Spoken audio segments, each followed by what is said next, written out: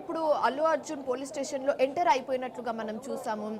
అల్లు అర్జున్ కి సంబంధించి legal team కూడా అల్లు అర్జున్ తోటి లోపలికి వెళ్ళడం మనం చూసాము. అయితే కాసేపు రిలాక్స్ అయ్యాక సరిగ్గా 12:30 విచారణ మొదలు పెడతారనేసి తెలుస్తుంది. అయితే ఏంటి స్టెప్ బై స్టెప్ విచారణ ఎలా ఉండబోతుంది?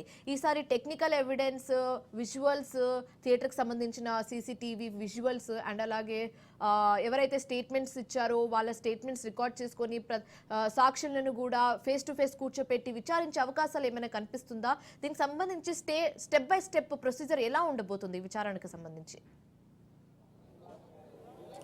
అయితే 11:30 విచారణ ప్రారంభమవుతుంది. మొదటగా ఒక 10 నిమిషాలు ఆ పర్సనల్ సంబంధించిన డీటెయిల్స్ తీసుకున్న దాని తర్వాతనే 11:30 కూడా ఈ యొక్క విచారణ ప్రారంభమవుతుంది.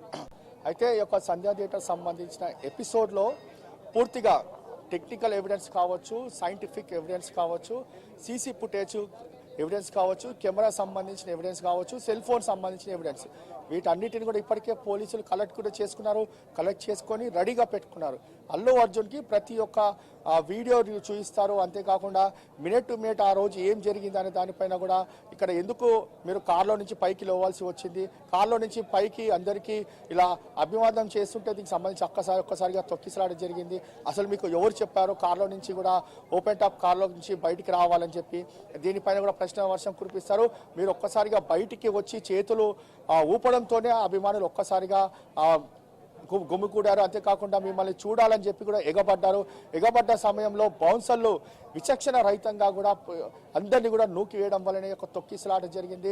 బౌన్సర్ల తప్పిదం మాత్రం చాలా ఖచ్చితంగా ఉందనేది మాత్రము పోలీసులు ఈ యొక్క వీడియోలో కూడా కావచ్చు, దీనికి సంబంధించిన ఎవిడెన్స్ కూడా చూపిస్తారు. ఆ బౌన్సర్ల తాకిడికి పోలీసులు కూడా కొంతమంది కింద పడిపోయి తమ ప్రాణాలు వాళ్ళు కాపాడుకోవాల్సిన పరిస్థితి కూడా ఏర్పడింది. ఎందుకంటే బౌన్సర్లు కూడా పోలీసుల మాటను కూడా లెక్క చేయని పరిస్థితి కూడా మనం గమనించాము. ఆ రోజు రాత్రి జరిగిన ఇన్సిడెంట్ వల్ల దీనికి సంబంధించి ఒక మహిళ చనిపోయింది. కాబట్టి దీనిపైన పోలీసులు చాలా సీరియస్గా ఉన్నారు.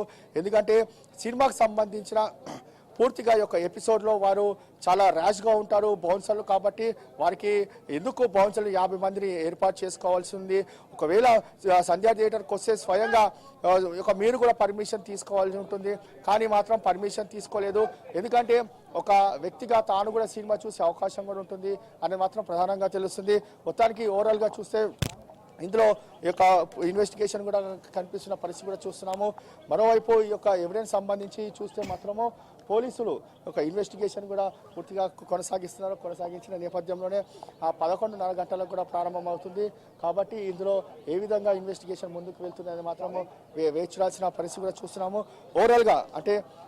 ఓవరాల్గా ఈ యొక్క క్వశ్చనింగ్ సంబంధించి మనతో పాటు ఒక అడ్వకేట్ ఉన్నారు. సార్ విచారణ ఏ విధంగా కొనసాగుతుంది, ఏ విధంగా ఉండబోతుంది? అంటే యాజ్ పర్ నోటీసు ఈరోజు నోటీస్ ఇచ్చిన దాని ప్రకారం వాళ్ళు స్టేట్మెంట్ రికార్డ్ చేయడానికి వస్తారు.